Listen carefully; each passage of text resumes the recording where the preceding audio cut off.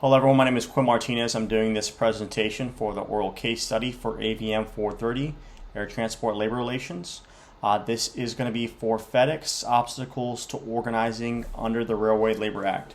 That's going to be coming from labor relations in the aviation and aerospace industries. That'll be cited at the very end. As we first talk about the two different companies, I'm going to really dig into the history because that's going to be important. That history and how those companies and FedEx and UPS were formed is really going to dictate which act they fall under. And then I will go over those acts, thus being the Railway Labor Act and the National Labor Relations Act. I'll talk about the process of forming a union under both of those.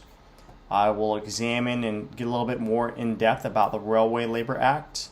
And then I will talk about UPS's new contract that they just got passed in 2023. And then I will talk about both of their lobbying efforts. First and foremost, let's talk about FedEx. FedEx operations opened up in 1973 in Memphis, Tennessee. Started out with 14 aircraft delivering 186 packages to 25 U.S. cities. After 1973, they moved on to 1977. Started interstate cargo transport, and then their largest investment, the quickest growth that they've made into their air cargo is going to be the purchase of Boeing 727s. And then they opened FedEx Ground, and then FedEx Freight. Throughout this time, as they're going in operations, they were acquiring more companies, smaller delivery service companies, smaller cargo airlines, and then just kind of absorbing them and putting them under the FedEx brand. So, stark difference, they started out as an airline. Let's talk about UPS for a second here. 1907 is their origins, nearly 66 years ahead of FedEx. They started out as a American messenger company, delivering telegrams, delivering packages. And then in 1919, that's when they changed their name to UPS, which stands for United Parcel Service. They were known for their brown trucks as well as their brown uniforms. They started out in Washington, and in 1919, that's when they went to California as well. Biggest news for them was in 1975 when they delivered to every address in the continental United States. And then 1988, that's when they started to operate their own aircraft. So 1988 versus 1973, started as an airline, started as a messenger company. Really the two difference. And then let's go ahead and dig into those acts. The whole intent of behind the Railway Labor Act is essentially to protect and not disrupt national rail and air travel. And as we said before, FedEx started out as an airline delivering cargo. So with that, the Railway Labor Act is covering FedEx. Not the same for UPS, which I'll get to in the next slide.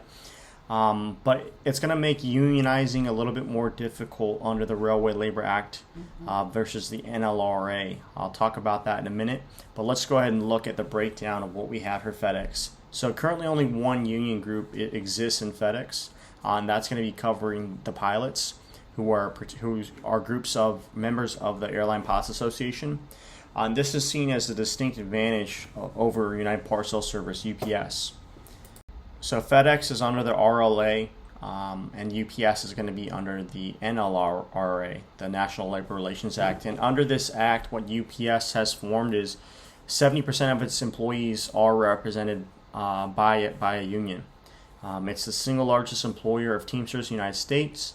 And this is seen as a distinct disadvantage to FedEx, and this is a really big point of contention, which we're also going to talk about. Under the NLRA, besides Teamsters, there are additional 4 other unions that are at play under UPS. So we talked about Teamsters. That's going to be your package handlers, anybody who touches the package, puts it on or off a truck. Then we have the machinists, who are covered by the International Association of Machinists. We have our flight dispatchers, who are covered under the Transport Workers Union. We have our pilots, who are covered under the Independent Pilot Association. And then lastly, you have local Teamsters 2727, who cover the aircraft mechanics. Let's discuss forming a union first and foremost under the National Labor Relations Act. These elections, if the one does take place, that's going to be seen by the National Labor Relations Board, NLRB. Now, a union can actually take place in one of two ways. Number one, let's say we have a company and 100% of employees or 75% of employees petition or sign a petition to form a union that they're interested in unionization. That employer can skip all of the legwork and all of the time-consuming portions of the election, having the NLRB come into their workplace, and they can automatically recognize a union. The second opportunity is, as I kind of mentioned, is an election process. In order for that election to process to take place, 30% or more of those employees are going to have to sign a petition in favor of unionization. And if that does take place, then the NLRB will come and to have an election at your workplace. The other way a union can form under the Railway Labor Act, well, first of all, the elections are going to be overseen by the National Mediation Board, a different body than the NLRB. And a union is formed when a craft or class of employees throughout the entire country vote in favor of a union, and it has to be 50% or more. So here, this is local. If there's a UPS center. Currently, I live in DC, so if there's a union center out of the Ronald Reagan International Airport, those group of employees, only 30% of those employees have to vote in favor of a union. It can be done locally. Versus the Railway Labor Act, every single FedEx location across the entire country have to vote in favor of a union. So that's a stark difference. Specifically examining the RLA, the election process, the point of contention is that UPS is accusing FedEx of having an advantage in their business opportunities because FedEx is controlled under the RLA. As I mentioned before, for a voting process, it's craft or class, unlike UPS, which can be done locally. It has to be done at a national level. And some rules in 2010 have changed and that make it easier to form a union under the RLA. However, it's still not as easy as it would be under the NLRA. So let's take a look at some of the rules and how they changed. So between 1935 to 2010, pretty simple. Whichever union had the most votes is the representative of the employees. What is an issue, though, was that if you stayed home that day and decided you wanted to take your day off and not come in to vote, your vote counted against the unionization. So it counted as a no, as a not in favor. And that's what was changed in 2010. And so employees who didn't vote, it didn't count against unionization. So let's say there was 10 employees who were voting and one of them didn't show up. Now the vote is going to be based out of 9 versus being based out of 10.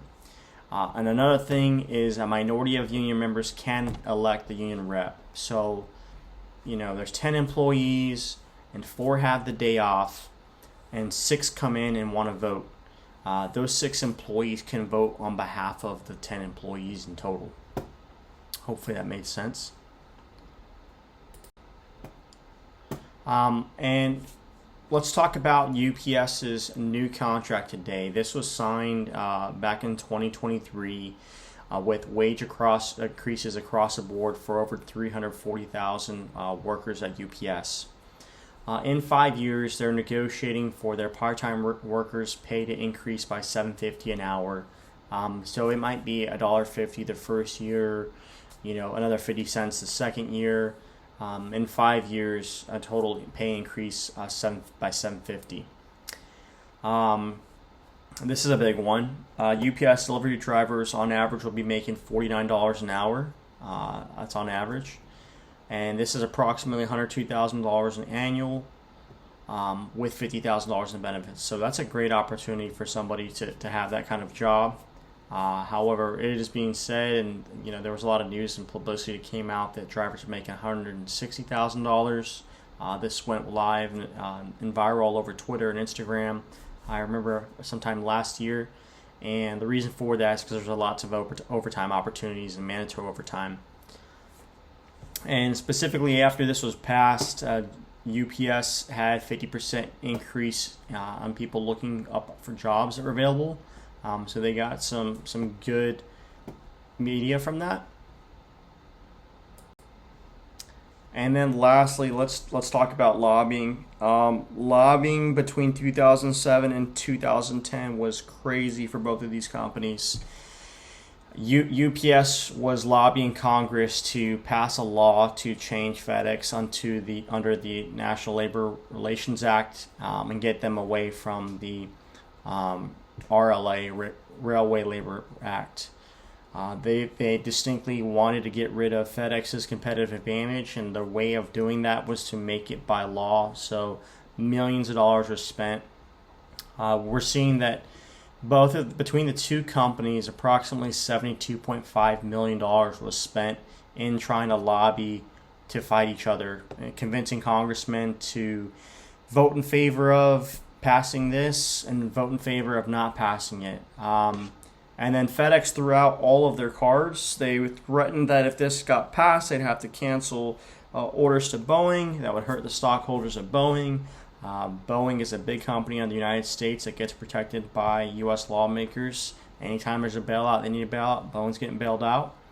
And so that's where we had. And ultimately, thus far, it has led, despite UPS's heavy efforts in lobbying in favor of FedEx being put under the National Labor Relations Act, it unfortunately was unsuccessful. They're at a stalemate. Nothing has changed. Does FedEx have an advantage over UPS? Certainly they do. However, how long will they be able to keep the advantage is uncertain. There will be another lobbying effort, I'm certain, in the near future. When that will happen, it'll be seen. When the House changes, when Congress changes, a new presidential election taking place, this will be revisited. Unsure when, but this is definitely not going to be the last time we've heard of this. These are all my references that I used.